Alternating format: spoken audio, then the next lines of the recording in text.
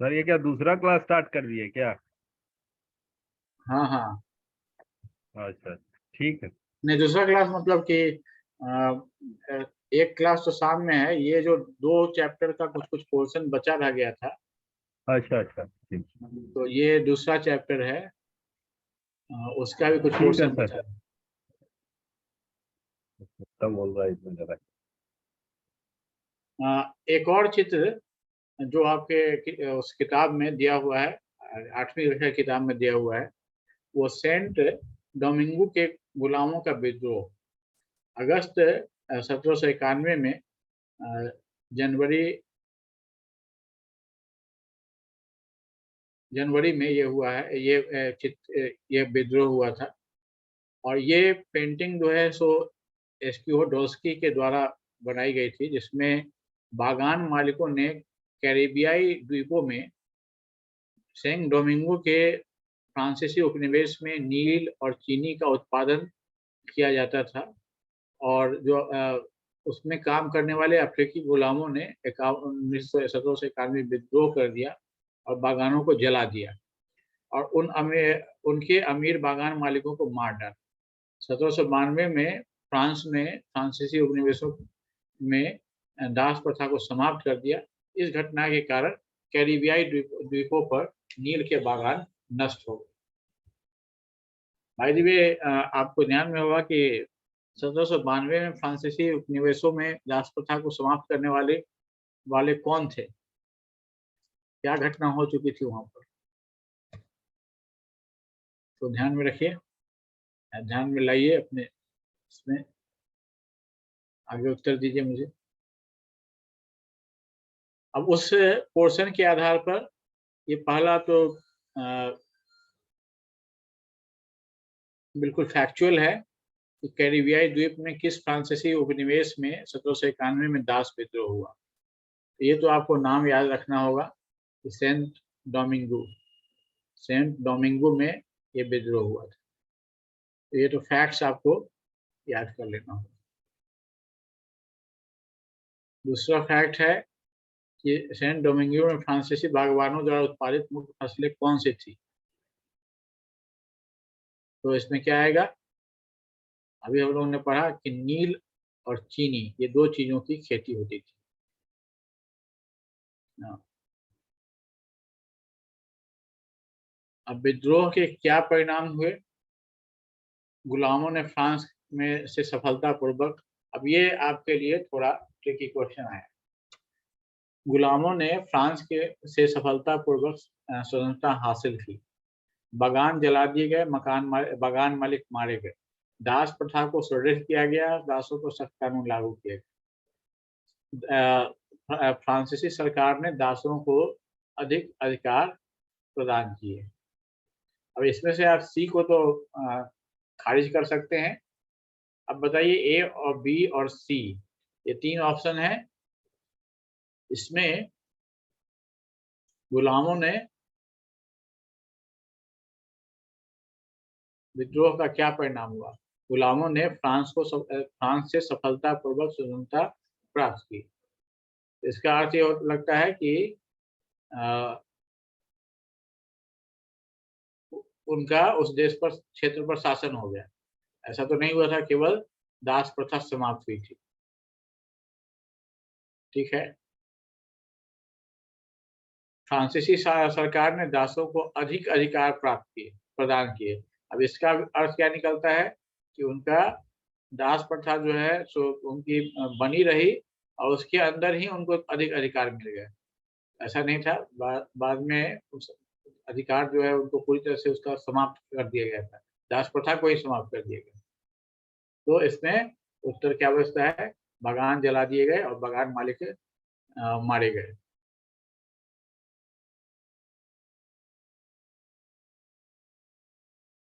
अब ये भी एक फैक्चुअल क्वेश्चन है कि फ्रांस ने सेंट डोमिंगो सहित फ्रांसीसी उपनिवेशों में दासता को कब समाप्त किया? ये आपको याद रखना होगा कि ये 1792 में हुआ था। अब नील की खेती की हम लोग बात करते हैं। नील की खेती बंगाल के क्षेत्र में था। बंगाल के क्षेत्र में, जिसमें कि आज का बिहार भी शामिल है।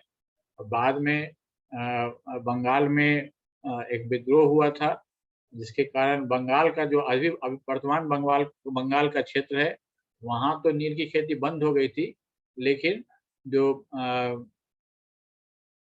बिहार का जो क्षेत्र था उसमें नील की खेती चलती आई, जिसे कि बाद में महात्मा गांधी के समय में उस पर चंपारण आंदोलन महात्मा गांधी ने किया। बाय द वे, इस बात पर ध्यान कीजिएगा कि अभी हम लोग जो नील की खेती के बारे में और नील विद्रोह के बारे में पढ़ेंगे, तो उसमें और चंपारण आंदोलन में, दोनों में अंतर क्या है, इस पर हम लोग विचार करेंगे, तो उससे भी एक इंटरेस्टिंग कुछ क्वेश्चन बन सकते हैं। तो पहले इसको पढ़ लेते हैं कि नील की खेती की पहले विधियां हम जानेंगे, कैसे वो खेती होती थी, इसके बारे में बहुत ही विस्तार से उसमें लिखा हुआ है। तो इसलिए हम लोगों ने उसके कुछ क्वेश्चन शामिल किया है, क्योंकि उसको पूरे एक पेज में काफ़ी इलस्ट्रेट करके स्टेप वाइज बताया हुआ है, उसको हम लोगों ने समराइज किया है। तो नील की खेती की दो प्रणालियां थी, निज और रैयती। निज खेती में उन जमीनों पर नील का उत्पादन करने वाले बागान मालिक शामिल थे, जिन्हें वे सीधे नियंत्रित करते थे, या तो उन्हें खरीद कर या किराया ले। हालांकि निज खेती का विस्तार करना चुनौतीपूर्ण था, क्योंकि उपजाऊ भूमि पहले से ही घनी आबादी होती थी। जब बागवानों के लिए अधिक भूमि हासिल करने का प्रयास किया गया, तो संघर्ष पैदा हुआ और श्रम जुटाना भी कठिन था, क्योंकि बड़े बागानों के लिए बड़ी संख्या में श्रमिक की आवश्यकता होती थी, जो अक्सर चावल की खेती में व्यस्त रहते थे। इसके अलावा निज खेती के लिए काफी संख्या में हल और बैल की आवश्यकता होती थी, जिससे कि अतिरिक्त चुनौतियां पैदा होती थी। ये सब चैलेंजेस थे।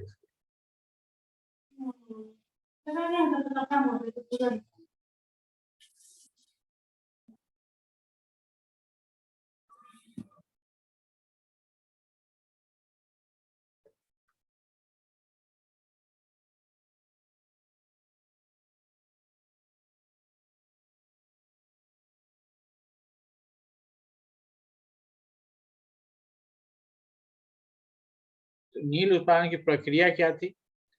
नील उत्पादन में कई चरण और प्रक्रियाएं शामिल थी। नील का उत्पादन की प्रक्रिया को सारांश में यहाँ दिया गया है। पहला तो कटाई हो जाता था, और आमतौर पर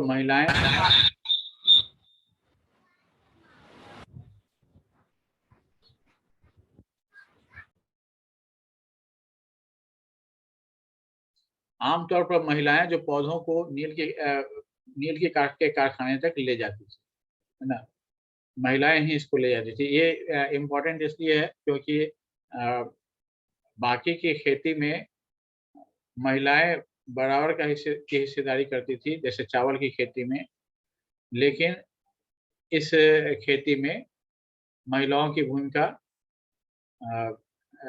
बिल्कुल नहीं होती थी, और किसी भी लेवल पर, यानी उसकी बुआई से लेकर के और किसी चीज में, या उस कारखाने के अंदर उसका प्रोडक्शन होता था, वो सारे का सारा प्रोसेस जो है सो पुरुष श्रमिकों के द्वारा किया जाता था। जबकि आमतौर पर जो दूसरी चीजें होती थी, दूसरी खेती होती थी दूसरे फसलों की, उन सभी खेती में, उन सभी फसलों के उत्पादन में महिलाएं बराबर रूप से भाग लेती थी। तो पहला हो गया कटाई, दूसरा होता था भिगोना। नील के पौधों की पत्तियां उतारकर गर्म पानी के कुंड में भिगोया जाता था, जिसे किण्वन या स्टीमर कुंड के रूप में जाना जाता था।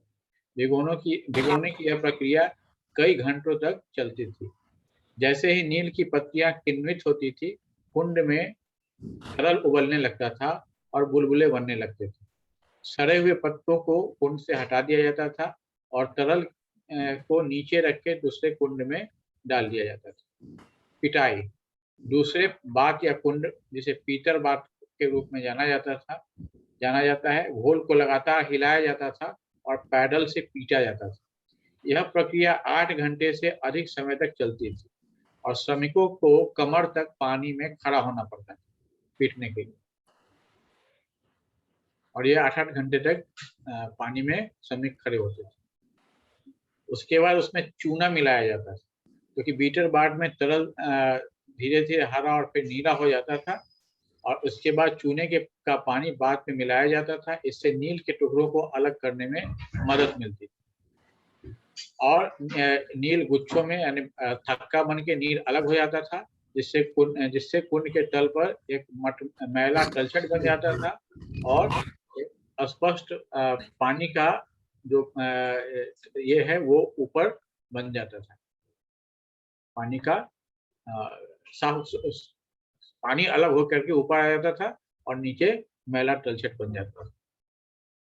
अब उसके बाद तरल को हटा दिया जाता था, सुखा दिया जाता था, और नील का जो गूदा होता था, जो मैला तलछट था, तो दूसरे बात में स्थानांतरित कर दिया जाता, जिसे निपटान बात कहते थे। फिर इसे दबाया जाता था और सूखने के लिए ब्लॉकों या केक में ढाला जाता था, और फाइनली सुखाना या पैकेजिंग, इंडिगो को ब्लॉकों को सुखाने के लिए श्रमिकों द्वारा ले जाया जाता था। एक बार सूखने के बाद नील बिक्री के लिए तैयार हो जाता था और पैक करके इसे बाजार ले जाया जाता था। तो ये पूरी प्रक्रिया थी। तो इससे संबंधित हम लोगों ने 2-4 क्वेश्चन भी बना दिए। अब इस प्रश्न का आप जवाब सोचिए। नील उत्पादन की प्रक्रिया में किण्वन या तीव्रवाद के रूप में जाने वाले वाद का क्या उद्देश्य होता है?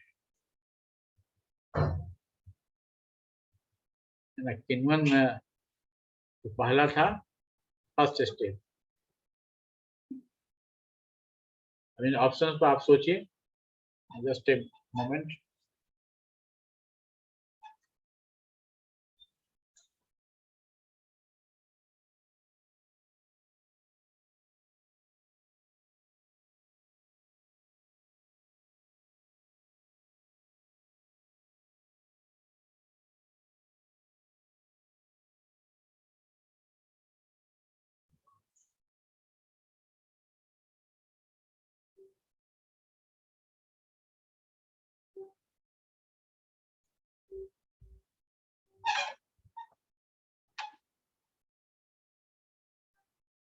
तो हम लोगों ने स्टेप्स इसका एक बार फिर से रिवाइज कर लेते हैं। पहला है कटाई, दूसरा है भिगोना, और भिगोने में गर्म पानी में रखना है, और तीसरे में कुंड को तरल उबलने बुलबुला बनने लगता था, सड़े हुए पत्ते को कुंड से हटा दिया जाता था और तरल को नीचे रख के दूसरे कुंड में डाल दिया जाता था। पिटाई, बीटर बाट में पिटाई की जाती थी। बीटर बाट में उसके बाद चूने का मिश्रण बनाया जाता था, उसके बाद उसको अलग कर लिया जाता था, और फिर निपटान और सुखाना। तो अब ये क्या पूछ रहा है, किण्वन या तीव्र वाद के रूप में जाने वाले वाद का उद्देश्य क्या था? गर्म पत्तियों को भिगोना तो पहले ही हो गया था।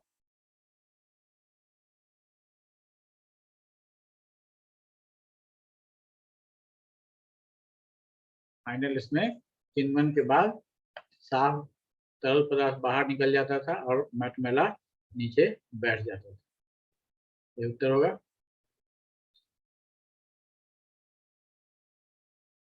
किण्वन के बाद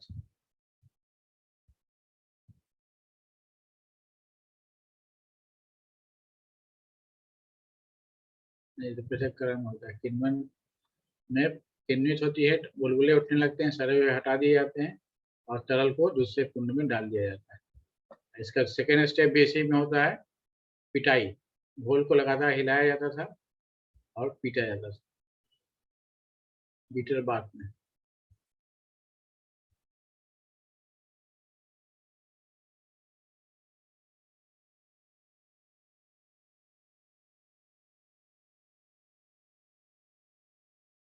उस हिसाब से इसका उत्तर पहला होगा। पहला जो है गर्म पानी मिलाना,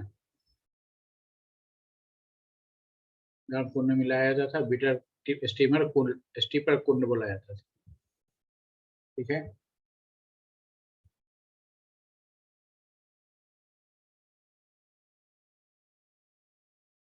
निपटान बाट के रूप में जाने वाले बाट का मुख्य कार्य क्या था? नील के पौधों को पत्तियों को गर्म पानी में भिगोना, नील के कणों को अलग करने के लिए चूने का पानी मिलाना, घोल के को पैडल से हिलाना और पीटना, नील के गूदे को दबाना और सुखाना। पहला तो किन्हुन बाट हो गया, आपको पता है। दूसरा निपटान बाट सेटलमेंट, ये सेटलमेंट की बात हो रही है। निपटान बाट इज अ फाइनल सेटलमेंट। तो अलग करने के लिए चूना मिलाने का काम तो इसमें नहीं होता था। पैडल से पीटना बीटर बाट में होता था। और नील के गूदे को दबाना और सुखाना, ये लास्ट यही ऑप्शन आपका बचता है। स्टेप्स को ध्यान में रखिएगा, एक बार देख लीजिएगा। अभी अब दिया है तो जब एक पेज का दिया है तो हो सकता है कोई पूछ सकता है इससे। नील के कारखानों में नील के पौधे को आमतौर पर कौन ले जाता था? हम लोग शुरू में ही बात कर लिए कि महिलाओं का केवल एकमात्र पूरे नील की खेती में एकमात्र यहीं पर महिलाओं का रोल होता था, जो कि जो ट्रेडिशनल एग्रीकल्चर का जो प्रैक्टिस है था वो उससे बिल्कुल अलग है। ट्रेडिशनली महिलाएं काफ़ी सक्रिय होती थी खेती के हर एक स्टेप्स में, लेकिन यहाँ पर केवल उनका एक जगह काम आता था कि वो फसल की कटाई के बाद उसको पहुंचा देती थी। अब हम लोग नील विद्रोह की बात करते हैं कि नील विद्रोह, और खास करके जो नया एनसीईआरटी है उसने नील विद्रोह पर इस पर काफ़ी जोर दिया है। तो 1859 में बंगाल में नील विद्रोह हुआ था। यह विद्रोह नील किसानों के पर बागान मालिकों द्वारा लगाए गए नील प्रणाली के तीव्र उत्पीड़न और शोषणकारी प्रथाओं की प्रति प्रतिक्रिया थी। नील किसानों ने विद्रोह करने का फैसला किया क्योंकि उन्हें लगता था कि उन्हें स्थानीय जमींदारों और ग्राम प्रधानों का समर्थन प्राप्त था। इन प्रभावशाली हस्तियों ने, जो स्वयं बागान मालिकों के मांगों से प्रभावित थे, किसानों को संगठित किया। कौन से प्रभावशाली हस्ती? जो स्थानीय जमींदार और ग्राम प्रधान होते थे। इन्होंने किसानों को संगठित किया और बागान मालिकों के ताकतवर लोगों, जिन्हें लठियाल कहा जाता था, के खिलाफ, जैसे हम लोग बिहार में लठैत बोलते हैं, उन्हें बंगाल में वो लोग लठियाल बोलते थे, के खिलाफ लड़ाई लड़ी और जमींदार बागवानों की बढ़ती शक्ति और उनके भूमि को जबरन पट्टे पर देने से असंतुष्ट थे। इसलिए उन्होंने किसानों को का समर्थन किया। नील किसानों को की यह भी धारणा थी कि ब्रिटिश सरकार बागान मालिकों के खिलाफ उनके संघर्ष का समर्थन करेगी। 1857 के विद्रोह के बाद ब्रिटिश सरकार को एक और लोकप्रिय विद्रोह की आशंका थी। जब नील विद्रोह की खबर अधिकारियों तक पहुंची तो उपराज्यपाल ने क्षेत्र का दौरा किया, जिसे किसानों ने सहानुभूति का संकेत माना। इसके अलावा जब एक मजिस्ट्रेट ने नोटिस जारी किया जिसमें कहा गया कि किसानों को नील अनुबंधों के लिए मजबूर नहीं किया जाएगा, तो इसे रानी विक्टोरिया के समर्थन के रूप में समझा गया। विद्रोह से चिंतित कलकत्ता के बुद्धिजीवी नील जिलों में शामिल हो गए और किसानों की पीड़ा और मकान मालिकों के अत्याचार और नील प्रणालियों की शोषणकारी प्रवृत्ति का दस्तावेजीकरण किया। इन खातों को जागरूकता को और बढ़ाने और विद्रोह में ईंधन डालने का इसने काम किया। और इस स्थिति से चिंतित सरकार ने बागान मालिकों की सुरक्षा के लिए सेना तैनात की और नील उत्पादन प्रणाली की जांच के लिए इंडिगो आयोग की स्थापना की। आयोग ने बागान मालिकों को जिम्मेवार ठहराया और उन्हें जबरदस्ती के तरीकों की आलोचना की। इसने स्वीकार किया कि नील की खेती किसानों के लिए लाभदायक नहीं थी। उन्हें मौजूदा अनुबंधों को पूरा करने का आग्रह करते हुए भविष्य में नील उत्पादन से इनकार करने की अनुमति दी गई।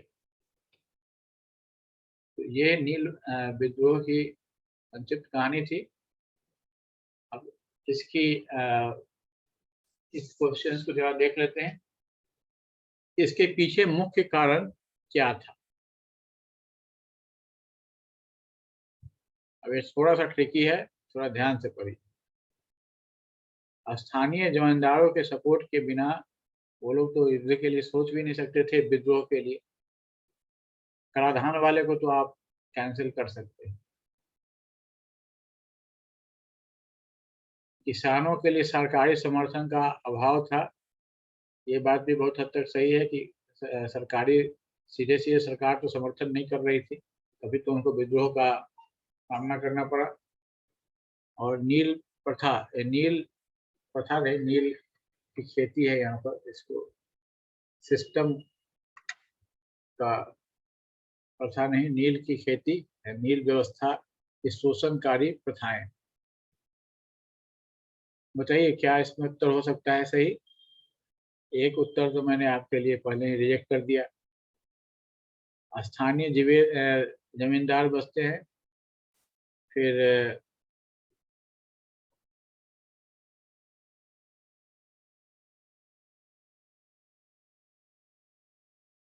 नील खेती की शोषणकारी प्रथाएं बसती है, और आदित्य जी आप तो फंस गए।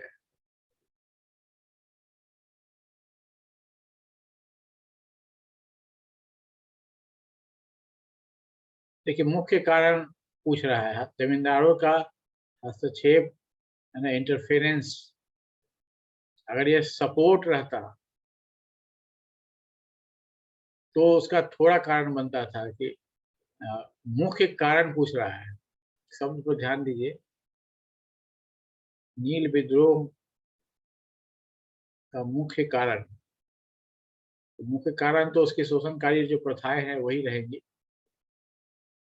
इसलिए इसमें धोखा नहीं खाना है। कभी कभी बहुत ज्यादा ध्यान दीजिएगा कि बहुत ज्यादा जोर लगाइएगा तब भी आंसर गलत हो जाता है। कुछ चीजें बहुत ऑब्वियस होती हैं इसलिए दिखती नहीं।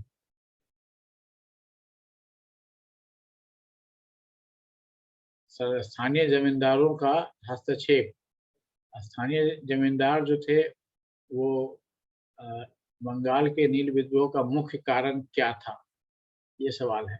मुख्य कारण क्या था? तो नील विद्रोह का मुख्य कारण तो किसानों को होने वाला कष्ट था, और ये कष्ट विद्रोह के रूप में उभरने में जमींदारों के सपोर्ट का बहुत बड़ा हाथ, उसके द्वारा उसको ये बढ़ाया गया था, इसका एक बहुत बड़ा हाथ था। लेकिन ये मुख्य कारण कह रहा है, अगर ये शोषणकारी प्रथा नहीं होती तो जमींदार का हस्तक्षेप उसमें कुछ नहीं कर पाता। तो मुख्य कारण में तो पहला तो शोषणकारी प्रथा ही आएगा, नील की खेती का शोषणकारी प्रथा।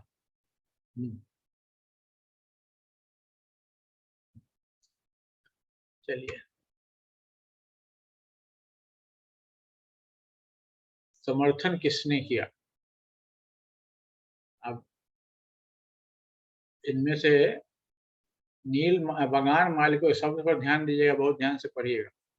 बागान मालिकों के खिलाफ विद्रोह में नील किसानों का समर्थन किसने किया? बागान श्रमिक, श्रमिक तो जो किसान थे उनके साथ श्रमिक थे, तो वो भी तो विद्रोह में शामिल ही थे।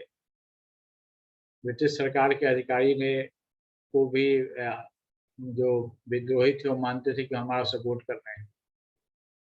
स्थानीय जमींदार और ग्राम प्रधान ने भी सपोर्ट किया, कलकत्ता के बुद्धिजीवी ने भी सपोर्ट किया।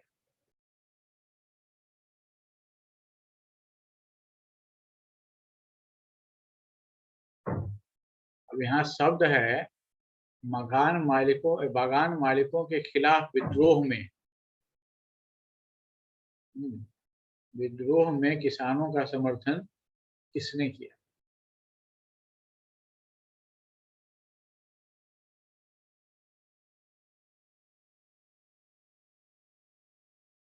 आदित्य जी ध्यान दीजिए, ब्रिटिश सरकार के अधिकारी के बारे में किसान ये मानते थे, वो वास्तव में सपोर्ट नहीं कर रहे थे। किसान ये मानते थे कि वो हमारा सपोर्ट कर रहे हैं, और वो जो वहाँ टूर किया वहाँ के अधिकारी ने, तो उसको उन्होंने मान लिया कि अब विक्टोरिया की तरफ से हमारे लिए आदेश आ गया है, तो ब्रिटिश अधिकारी इसमें नहीं आएंगे।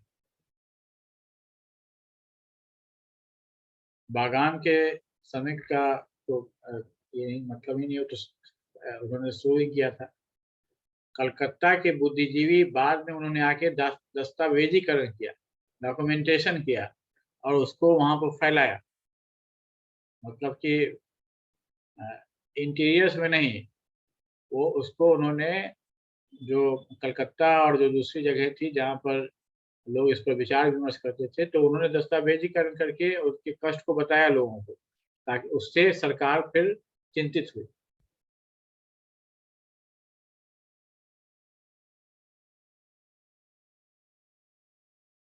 तो पहला जो सपोर्ट लाइन है वो इनका है, ये बराबर के हिस्सेदार थे।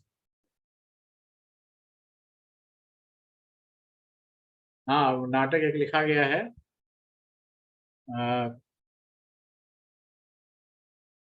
अभी मैं इसका नाम याद नहीं कर पा रहा हूँ। बंग बंधु मित्र या किसका है, बंग बंधु मित्र का है या किसी का है, तो एक नाटक लिखा गया है।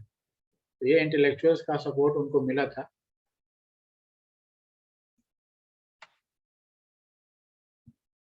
नील आयोग ने नील उत्पादन प्रणाली के बारे में क्या निष्कर्ष निकाला? इसने बागान मालिकों को निर्दोष पाया और विद्रोह के लिए किसानों को दोषी ठहराया। इसने नील उत्पादन पर ब्रिटिश सरकार द्वारा सख्त नियंत्रण की सिफारिश की। इसने बागान मालिकों को के उनसे उनके जबरदस्ती के तरीकों की आलोचना की और नील की खेती को किसानों के लिए अलाभकारी माना। इसने किसान के लाभ के लिए नील उत्पादन पर कराधान बढ़ाने का प्रस्ताव रखा।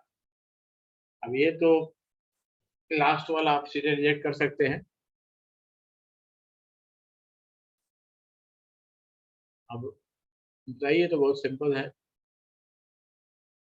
तो हम लोगों ने भी पढ़ा कि निर्दोष तो उनको नहीं पाया गया था, किसानों को दोषी नहीं माना गया। अंग्रेज सरकार काफी डरी हुई थी 57 के विद्रोह के बाद दूसरा विद्रोह न हो जाए। नील उत्पादन पर सख्त नियंत्रण की सिफारिश उससे ज्यादा सही आंसर है कि इसने बागान मालिकों को की उनके जबरदस्ती के तरीकों की आलोचना की और नील की खेती को किसानों के लिए अलाभकारी माना।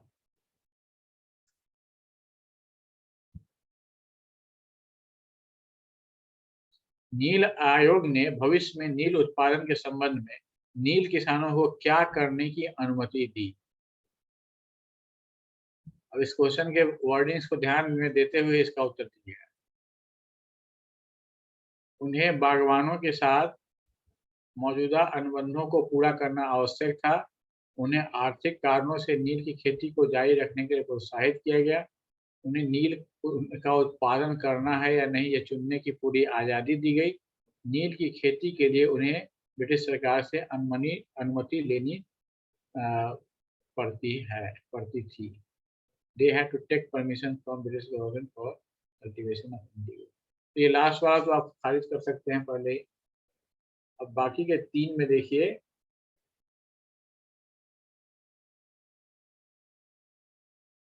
आर्थिक कारणों से नील की खेती जारी रखने को प्रोत्साहित किया गया, ये तो ये भी खारिज कर सकते हैं। अब पहला और तीसरा,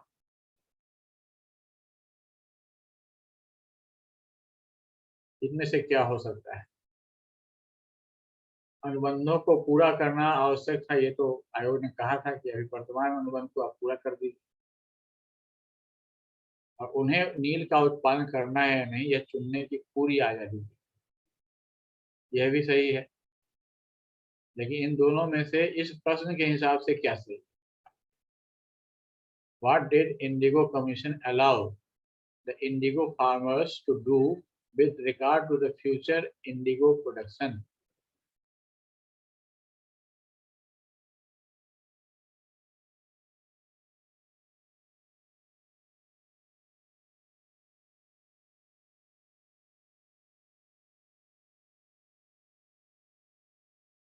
क्यों है तो ऑब्वियस है, यहाँ फ्यूचर टर्म लिखा हुआ है ना, वर्तमान के लिए उनका रिक्वेस्ट किया गया था, तो यहाँ फ्यूचर लिखा हुआ है साफ साफ, तो आपको इसे पकड़ लेना चाहिए। फ्यूचर लिखा हुआ है तो फ्यूचर में उनके लिए करना है कि नहीं, ये चुनने की पूरी आज़ादी उनको दे दी गई थी। ठीक है, तो इस तरह से ये पूरा पोर्शन हम लोगों ने 2 चैप्टर्स पूरे कंप्लीट कर लिए और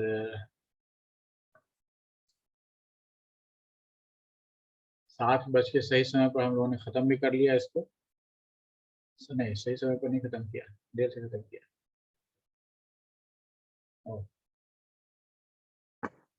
तो अगले क्लास को हम लोग कंटिन्यू कर दें या क्या करें? जैसा आप लोग कहिए, किस मूड में आप लोग हैं?